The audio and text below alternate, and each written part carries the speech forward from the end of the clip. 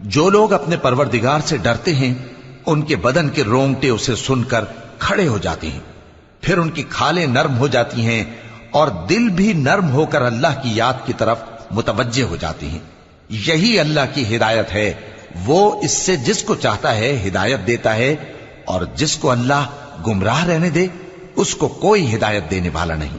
بھلا جو شخص قیامت کے دن اپنے چہرے پر برے عذاب کو روکتا ہو، کیا وہ ویسا ہو سکتا ہے جو چین میں ہو؟ اور ظالموں سے کہا جائے گا کہ جو کچھ تم کرتے رہے تھے اب اس کے مزے چکھو۔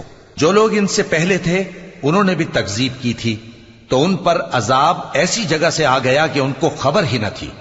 پھر ان کو اللہ نے دنیا کی زندگی میں رسوائی کا مزہ چکھا دیا، اور آخرت کا عذاب تو بہت ہی بڑا ہے۔ کاش یہ سمجھ رکھتے۔ اور ہم نے لوگوں کے سمجھانے کے لیے اس قرآن میں ہر طرح کی مثالیں بیان کی ہیں تاکہ وہ نصیحت